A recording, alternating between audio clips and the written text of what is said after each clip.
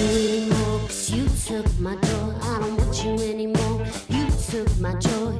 You took my joy. I want it back.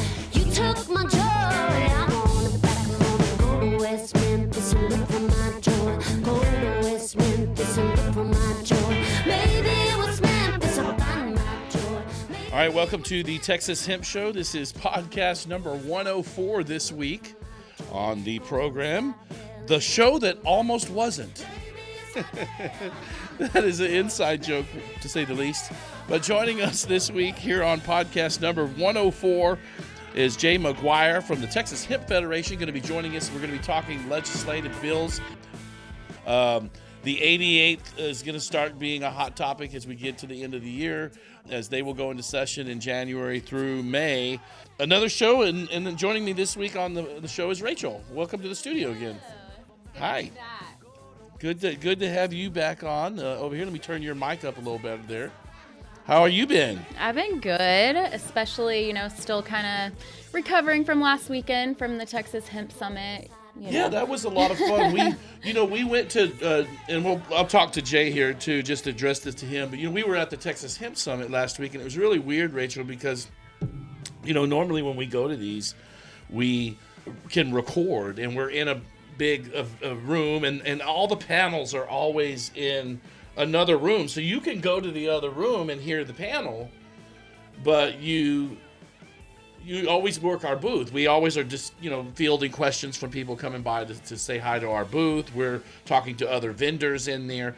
But what was unique about this one last week was that all the panelists were in the same room with the vendors, and so when I normally take time to have a recording and do an interview with someone that's visiting, we have time. I had to do it like Jay. I sounded like he's on a par 9, and so I sounded like a golf broadcast because I couldn't talk because the panelists you want to be respectful to the panelists, but we couldn't. So we didn't actually get any recording audio except for what Carl ran video on. So we did have some video on captured from last week's Texas Hemp Summit, so that was a good thing, but we just didn't get to capture a podcast. So this would have been podcast 105 had we gotten successful audio. But anyway, blabbering on, let's bring in our guest, Jay Maguire. Where are you, in Dallas, San Antonio, or Houston this week? I cannot provide you with that information, sir. It's classified. I'm in the state of Texas. Joining us this week again, we, as promised a few weeks ago, Jay appeared in on one of those, I think it was podcast 101.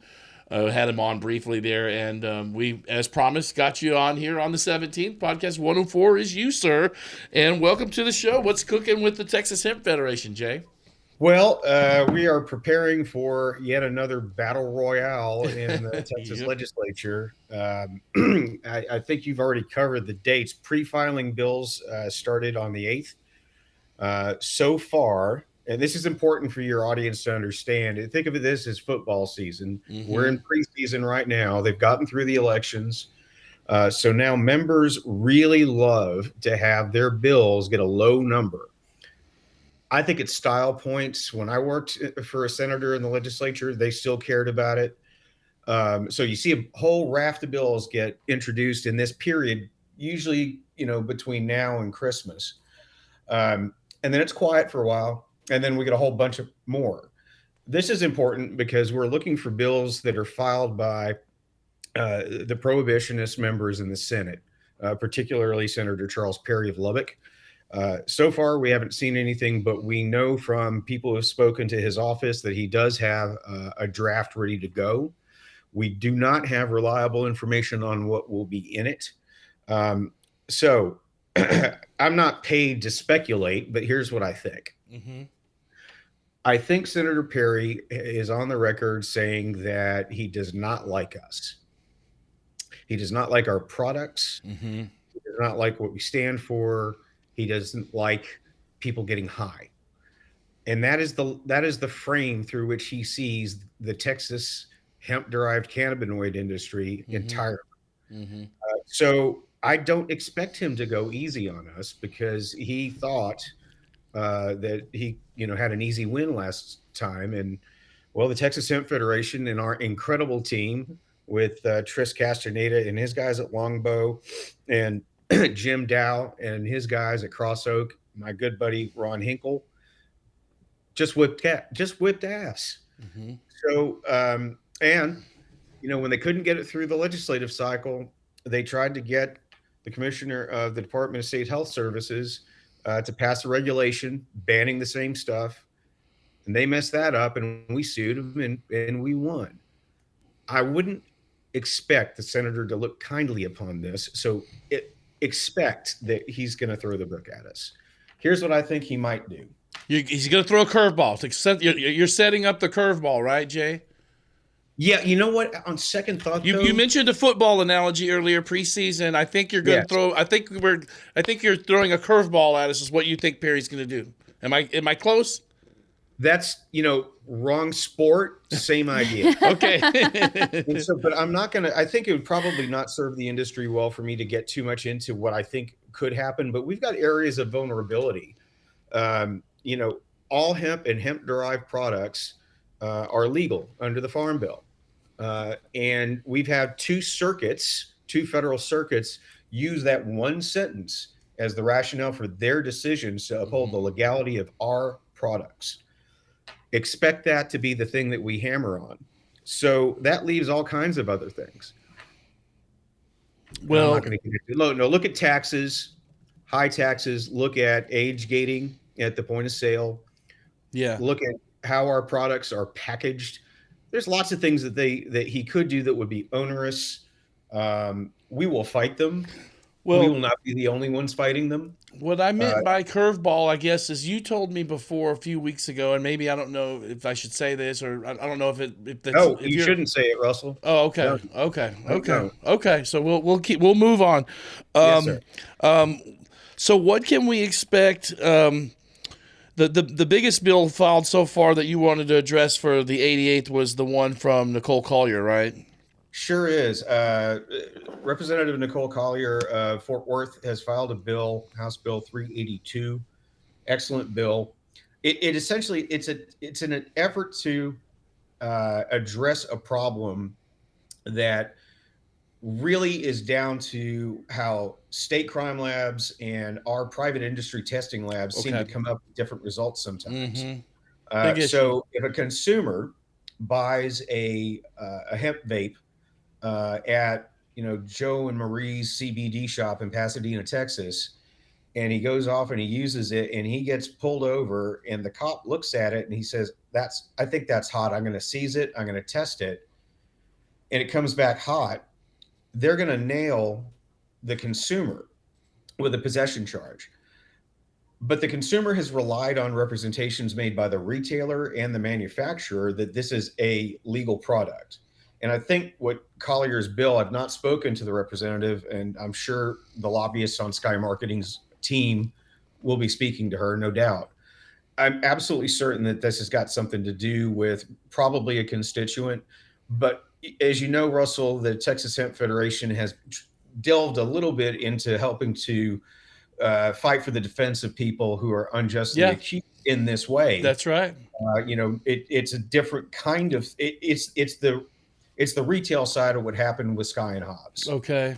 They were the growers. They got screwed. Mm-hmm. So we've probably gotten, 15 or 20 of these cases that we're tracking. And mind you, I don't know whether those cases, that evidence was actually hot or not. I'm not going to speculate, but I do know from laboratory people and from manufacturers that when they send the same samples to different labs, often they're coming out with some serious variants that could mean the difference between testing hot and testing fine. Well, we got to figure that out, man, because.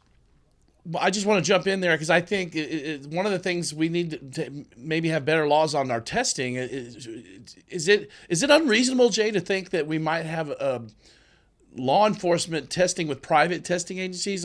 When I had Susan on the show running for ag commissioner, Susan said, well, Russell, it's the job of the government and the state to provide the funds to these agencies so that they have better lab equipment. They shouldn't have to depend on private labs for quality testing. But the fact is, many of those state labs in these little counties are, there's a few good ones, like I think that Susan said, but is there some legislation that could be passed that would allow for state agencies to utilize a better quality lab that tests for, better cannabis, gets it more accurate testing because they are testing for cannabis?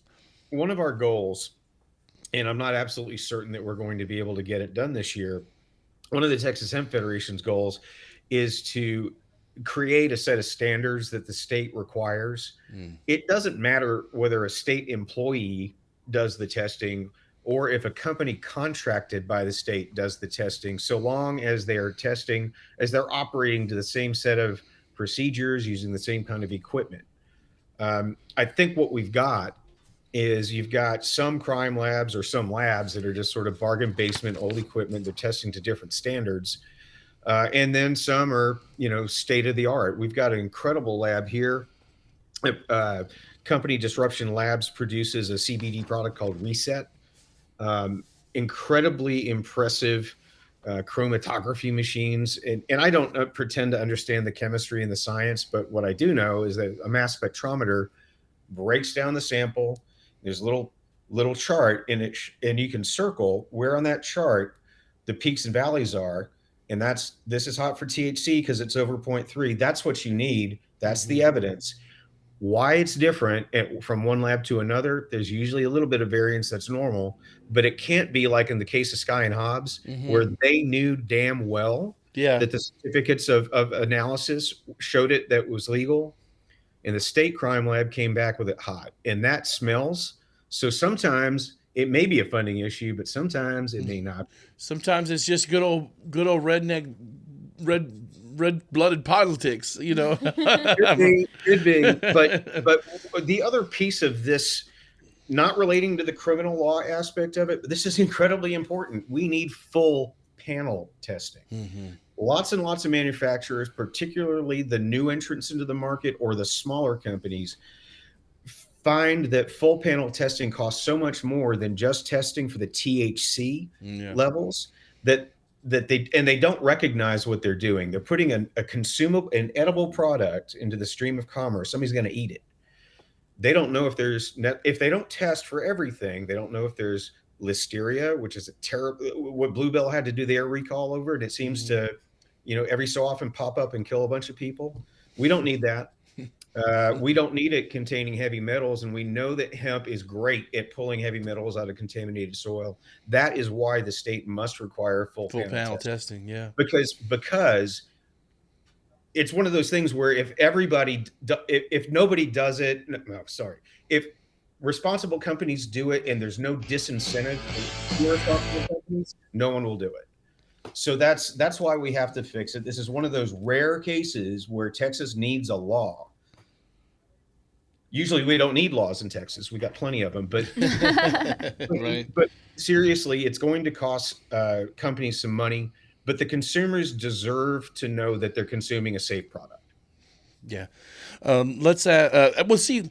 And the thing is, that testing is key. And I wonder, I've proposed to other people on the show if we might get better legislation, for testing. I think, if they had, access, if law enforcement had access to civilian testing, I just think it's all better. But it holds will law enforcement want to do that? Yeah, they will. I mean, look, people give law enforcement agencies a bad rap, and I know that there's reasons for that, and I'm not disputing it. I'm 100% against the war on drugs and mass incarceration and all the things we already know about. But I think that your average cop does not want to arrest somebody and have that arrest turn bad. Firstly, they're not in it to bust innocent people. And secondly, it's got to be a gigantic headache that clogs up their system that they don't need. So it's as much as anything else, this is going to benefit the police. Pairing this set of legislation that we're hoping will get introduced, the State Bar Association is creating a cannabis law section. Yeah. And the idea behind that is to help train law enforcement on some of these issues that, they just don't know about because it's all so brand new and there aren't really any training modules that have been available. Well, that's going to be interesting to see what the law board does with this cannabis review. I don't know who I had on the show not too long ago said they were going to be leading up that. Was it David Sergi? Yeah, it sure was. Yeah, it was David. It was earlier in the year. I recruited him to be the chief litigator in the Sky Marketing case, and he did a stellar job. And so he is a board member of the state bar. So he and Andrea Steele are going to be heading that section up.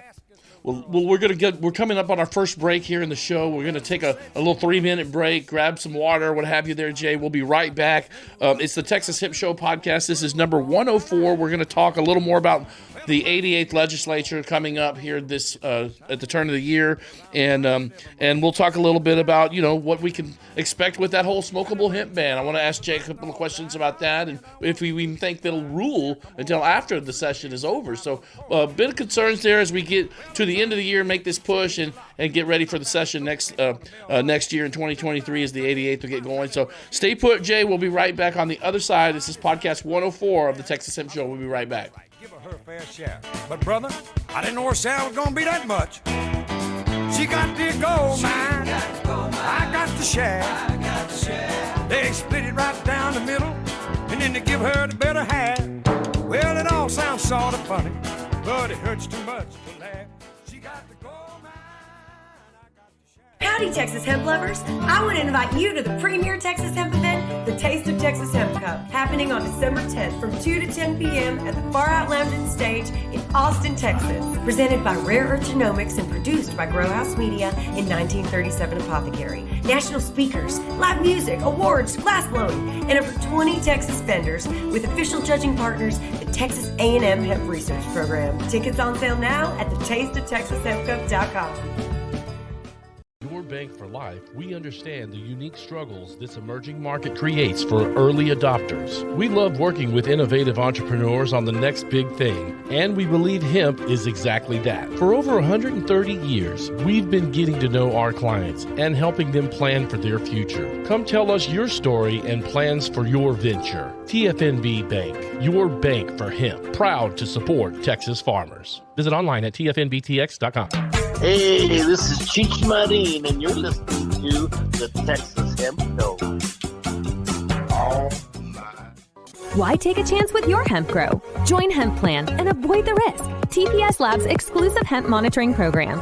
Hemp Plan members get one-on-one consulting from knowledgeable consultants who are available when you need them most. If you want to take the guesswork out of growing hemp and focus on what matters most, call TPS Lab today and ask for your free consultation.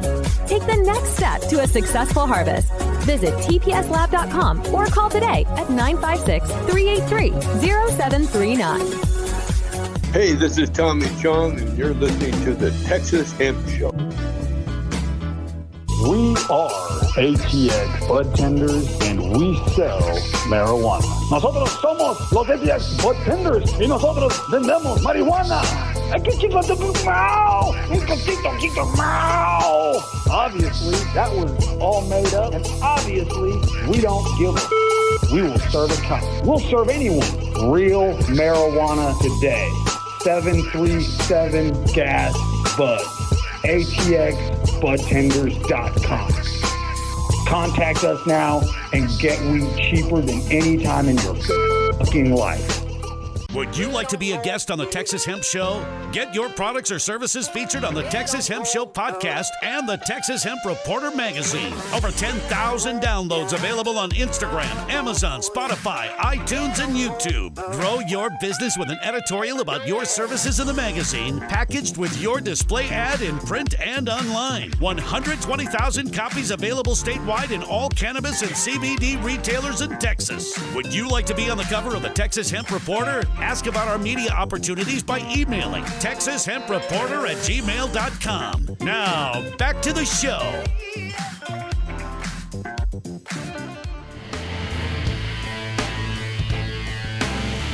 Woke up in New York City, lying on the floor.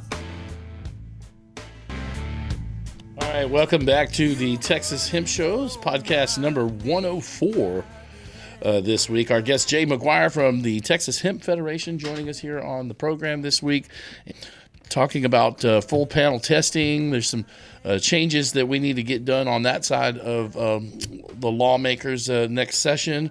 But glad to have Jay on. Jay often a very big advocate for this plant in the Lone Star State, and often an advocate for the small guy. If it's a retailer or even a grower, the Federation is sometimes there and can help you. And I know with that Sky and Hobbs case, Jay, I reached out to those guys and asked Jay to call that DA, and I think it wasn't long after you called them, Jay, they dropped that case on those guys. Well, let me give credit to David Sergi. He and I worked together as a team. We smelled a rat once the Hunter. It was really clear that the DA just didn't have evidence because it didn't exist. Mm-hmm. The chain of custody was hinky. The production from discovery was a corrupted file. It was just a messed up situation. And I've had 2 phone calls from 2 other companies in Corsicana, Texas, and similar stories. Unfortunately, one of the individuals had pled guilty because she couldn't afford a lawyer, and they intimidated her. So, I'm not saying the Texas Hemp Federation is riding in on its white horse, but we do have to stand up for our own in this industry. Yeah. Because we're not selling widgets. We're not selling hardware. We're not trying to be Home Depot. We're selling a plant that has been denigrated for a century. And we've got a law enforcement system that exists having been completely trained to interdict those drugs. It is not their fault, and it is not the fault of the people in the industry. We've got to bring them together. Yeah. But in the meantime, if somebody gets crushed up in those gears, we're going to try to help them out. Well, I think we need to also educate law enforcement more. There was one of the representatives from the Ag Department, Henry, was at the panel over the weekend, and then there was another gentleman on a panel that was a former sheriff office, county sheriff, and I think as a fellow Texan, Jay, that has had a possession of marijuana on my record, I think now that we're getting to these more, we're starting to get where we can talk to lawmakers and about cannabis. I think it's important that we have communicate to our law enforcement agencies and educate them on other cannabinoids that are out there, and so that people are not getting arrested for legal products here in the Lone Star State. But it does start with the education of this law enforcement community. If you remember, maybe a decade ago, there was a spate of deaths and serious illnesses due to fake cannabis products sold at head shops called K2 and Spikes. Yes, I tried one once at San Marcos, no doubt, some years ago. Was there any video footage of it? I don't know, but I prayed to God that I would come back to normal. Eventually, I did come back to earth, and it was not fun. Well, here's I think part of what law enforcement up until at least in the early days of Delta 8's emergence onto the market, they looked at it like that. Mm-hmm. This is just some way for the druggies to come get around the system.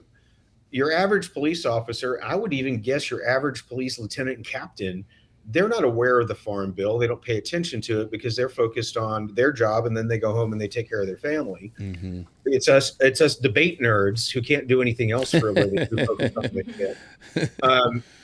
it. But what they do know is that people were getting sick off of that, and that is initially, I think, what they got confused with. And so when in the infamous hearing where Senator Perry compared our industry to the cartels, one of the things he referred to was synthetics.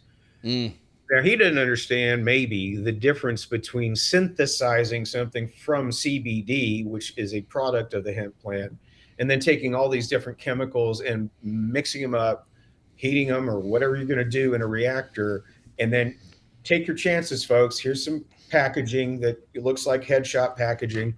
Yeah. And people were pretty injured, sick, injured, ill, caused problems. I think some people committed violent crimes on it, out of their minds. This is not that. Yeah. Mm-hmm. All right.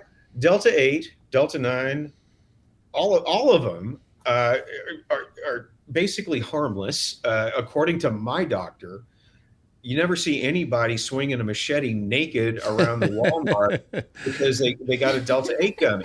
It doesn't happen. But it does.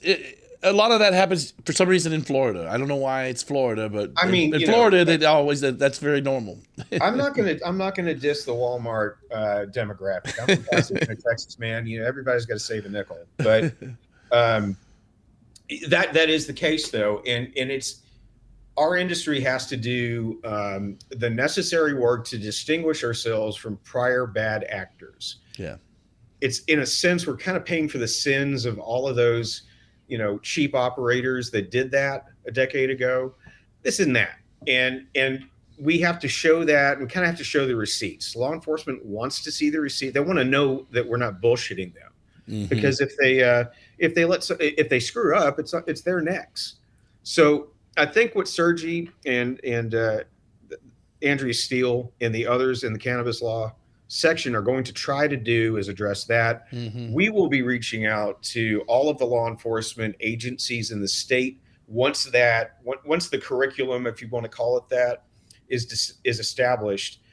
Probably will come up with a Zoom meeting or an in-person meeting in Austin for anybody who wants to go. Yeah. And we'll have a panel and people can answer questions.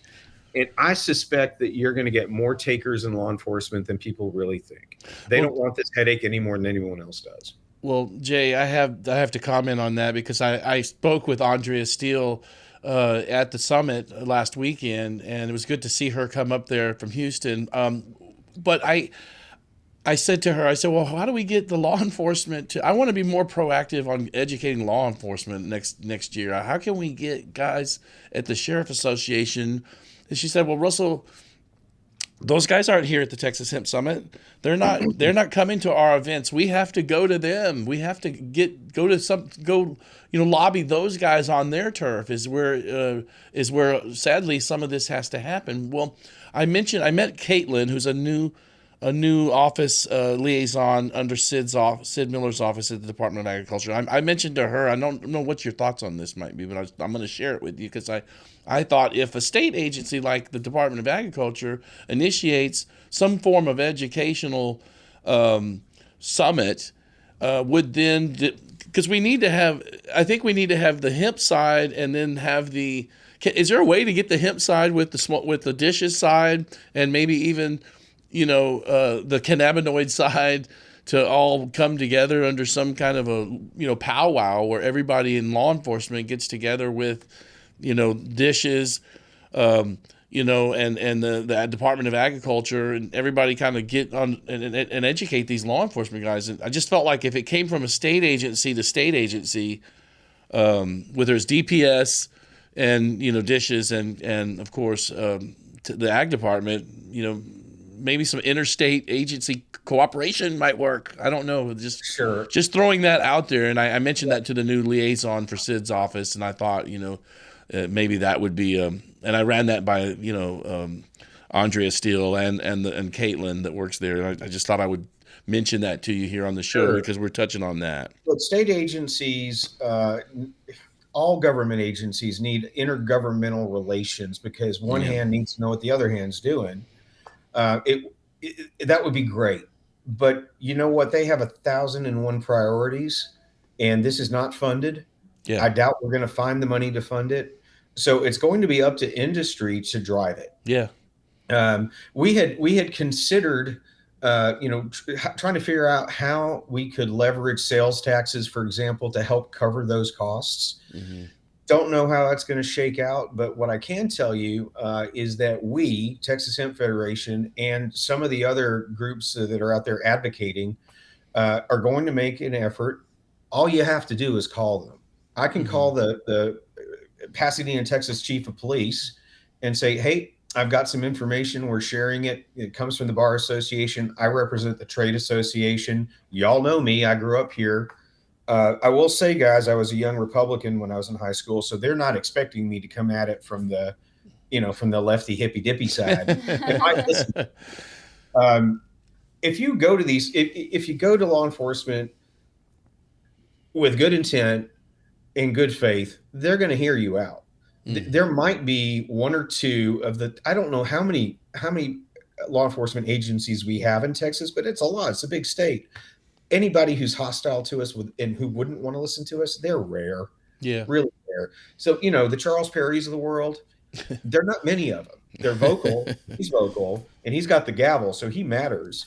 But I think it's just a matter for me, it's a job of figuring out how am I going to educate all of these people and make sure that the information is the same in every single county, so that a consumer or somebody shipping stuff from across the state doesn't have to rely on the knowledge that one sheriff has that is different from that sheriff.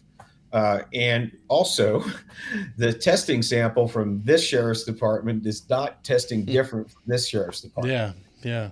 Standardized testing. It is easy for me to identify what the problem is. Fixing it, guys, look, I'm good, but it's going to take me a minute. Yeah. And I'm sure there's smarter people than me on it right now.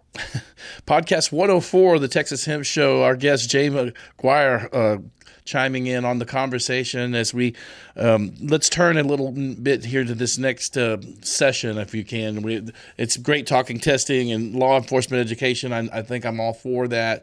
But let's turn a little here, I guess.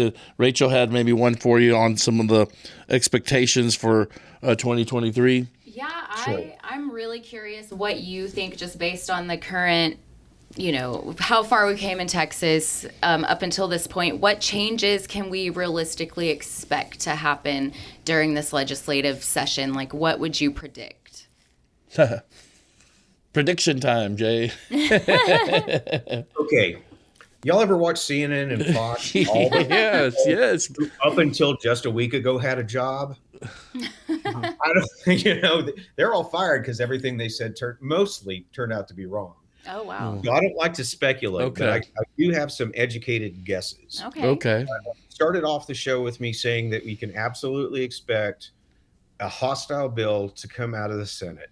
I don't think our lieutenant governor has been moved yet by new information.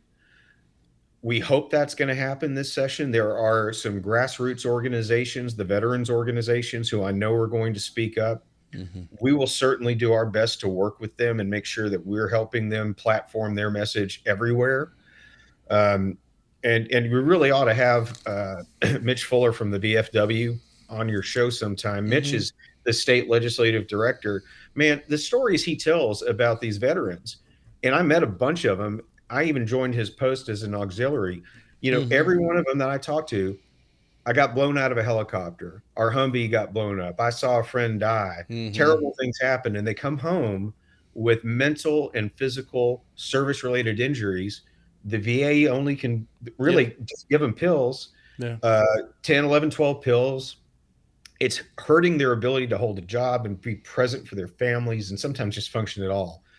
And every one of them is saying, Delta 8 gummies are the first things I've taken that give me a full night's sleep since I came back from Iraq. Mm-hmm. Wow. That right there, I think, is a message that every Republican in this state needs to hear, because the way Senator Perry has it framed in his head is 1980s Reagan era just say no stuff. Mm-hmm. And I can't blame him for it, because that's when we were all growing up and what we learned.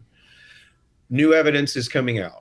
And people who are not prone to, slacking and sitting on the couch eating pizza all day, which is kind of the stereotype, mm-hmm. and certainly not members of the cartel. They're certainly not, lawbreakers. These are our honored veterans. Yeah. And they're telling us this stuff is helping them. I think they deserve every opportunity to spread their message, and people need to listen. So let me tell you, it was a very powerful veterans panel on Friday last week on Veterans Day. And I mean, some of that got really emotional, hearing some of the stories that these guys, have, and coming back drinking heavily, and and when finally, cannabis provided some relief, whether it was over the counter or not over the counter, Jay, but certainly hearing, and especially there on Veterans Day last Friday it was pretty powerful, hearing some of those guys talk. But hopefully, that side will lend, some open-mindedness from lawmakers here this next session. I think it'll get their attention. I think it'll focus their attention in a way that we've not been able to do before. Republicans are never going to denigrate a veteran in the state capitol. They might be able to come after, mom and pop CBD store because they don't know them, and it's easy to dismiss them as being sort of these hippies or whatever. But you can't do that to veterans in this state, and they know it. Yeah. And I think that Mitch and his people will speak for themselves. But he's got the megaphone, and I'm just going to, rebroadcast it every chance I get. We will be coordinating other grassroots efforts. So consumers who have similar stories, we'll be taking them to their own legislators so they can tell their stories on their own. Because it's time to just blanket this Capitol with citizens and their stories about how this stuff is helping them. That should end the discussion. Everything else should be about how do we fix the system so that the products are safe. What's in the package is what's on the package, and how we keep it out of the hands of kids. And other than that, how do we tax it? And everything else is gravy. That's the way I look at it. Well, we've got to fix some things. There's been a lot of there's been an over excessive regulation in the last session there. I think I spoke to one of the attorneys at the Hemp Summit last week, and it may have been Michael or Lisa, or Cameron, but I asked him about the smokable hemp ban, and they mentioned to me saying, I forget who it was I talked to, but they said, Russell, they may not even vote on that smokable hemp ban until session's over.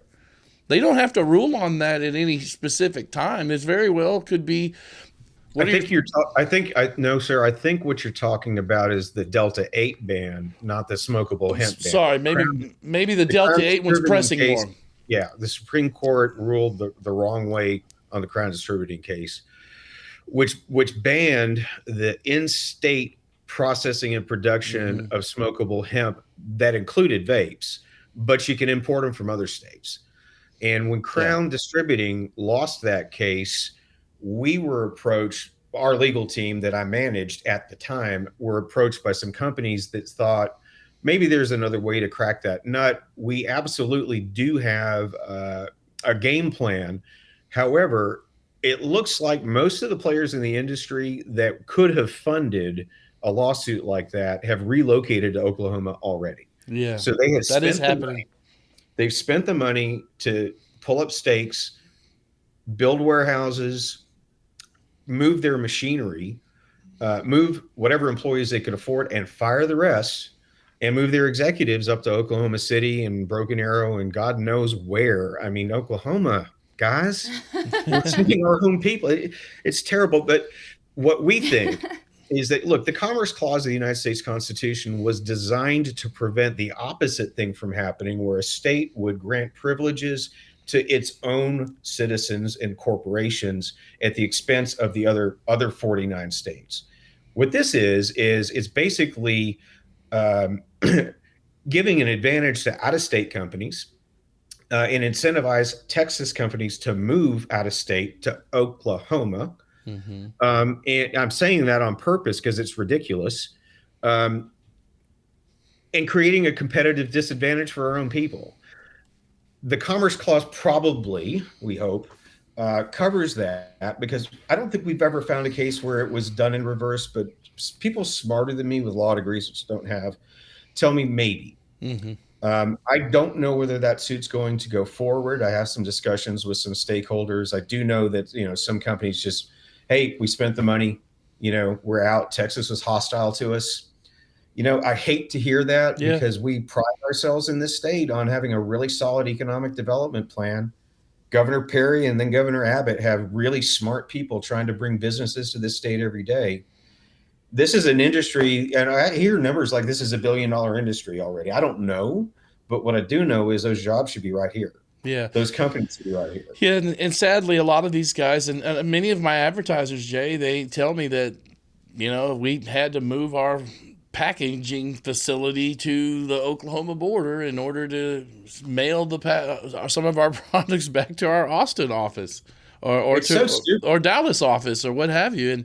And one of the ones that I mentioned is one of your former clients, I think, that was up in the DFW area that I spoke to not too long ago. And they have Are you talking about Mike Magani? No, it was the guys that ran the ad on the back cover.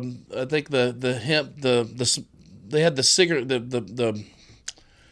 they were one of the guys on the lawsuit. Okay. One of the defendants or plaintiffs, but they did say. Let me just give you a little side story. I represented Crown Distributing in the small cigarette matter for about 10 years. Mm-hmm. Mike Magani, who owns that company, and I met when the case was underway. He told me that he'd spent $1.4 million on the lawsuit, and it would have been cheaper for him probably by 3/4 just to move, not to bother fighting it, just move across the border.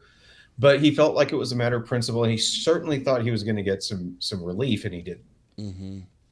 So, well, I just know that a lot of those. You asked me, Russell, if the legislature would act on this before the court acts. So we're not talking about smokable hemp. We're talking about Delta-8 and cannabinoids. The lawsuits that Sky Marketing filed is pending in the Court of Appeals. We have a temporary injunction. Mm-hmm. And here's what you said. The legislature might want to wait out to see what the court does. Yeah. Here's the thing that we learned from our attorneys who have served on that court. Sometimes the judges wait on the legislature.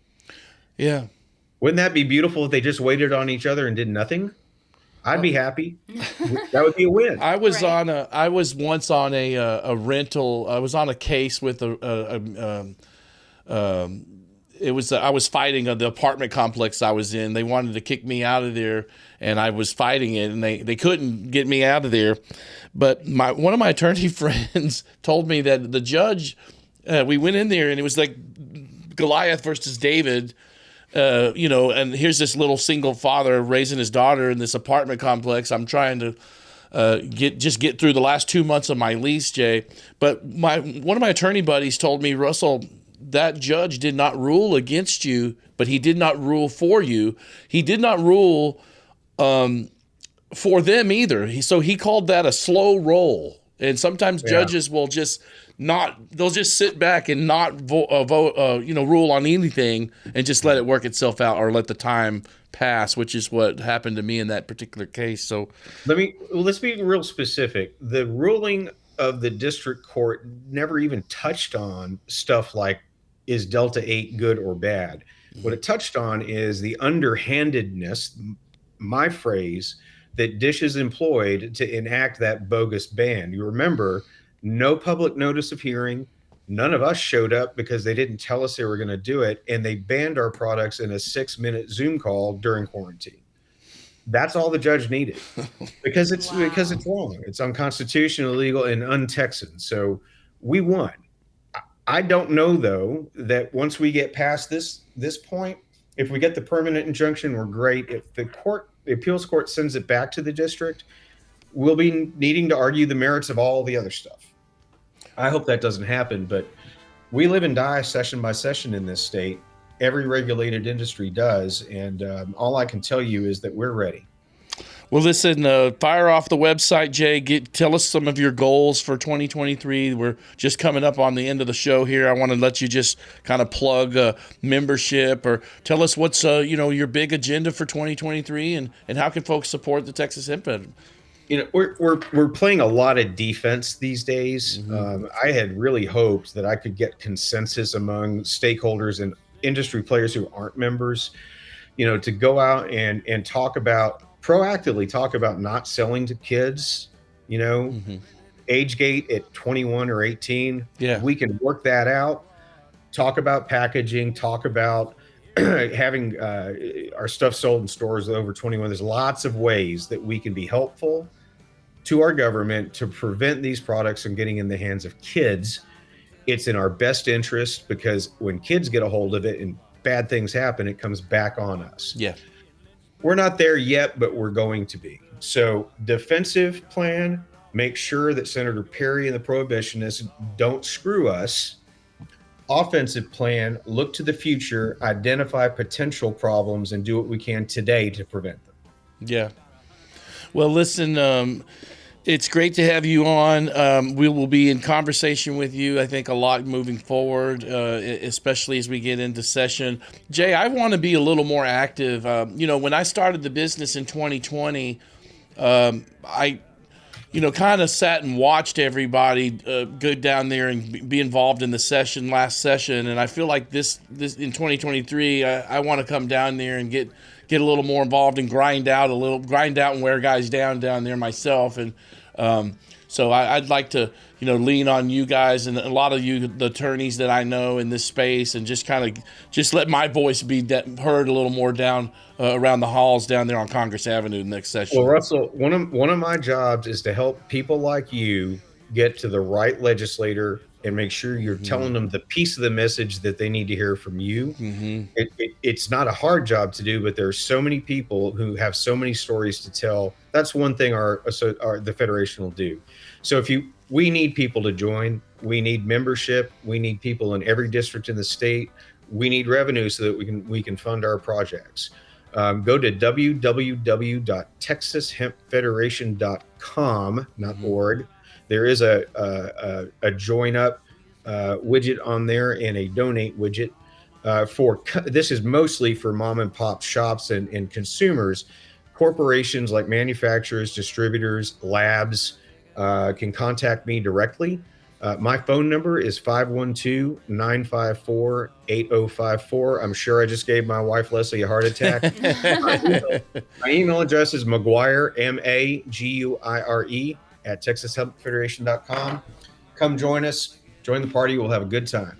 Well, thank you so much, Jay, for all your good work. It's always great having you on. Thanks for bearing with us on some of my technical in there for the show that almost wasn't. So thank you for being patient with us here on Podcast 104. Hey, Russell, I'd take y'all on your worst day, so don't apologize to me. It's fine. Today might have been it. It almost was today, but no, thank you, and God bless you and your family, and have a happy Thanksgiving, Jay. We appreciate you, man. Right back at y'all. All right. There he goes. Bye-bye. Well, good stuff, guys. We will take our show. We'll just take this as our cue to boogie on out of here. But good stuff this week, Rachel. Thank you for coming in.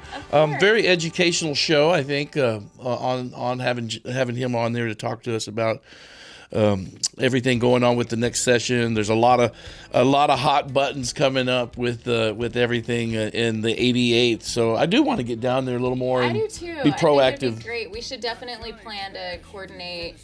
We could carpool. Well, I just when the 87th was going on last session, I was still navigating the waters pretty early as an activist in this, and I kind of let a lot of my colleagues get down there, but I've just really personally been much more informed.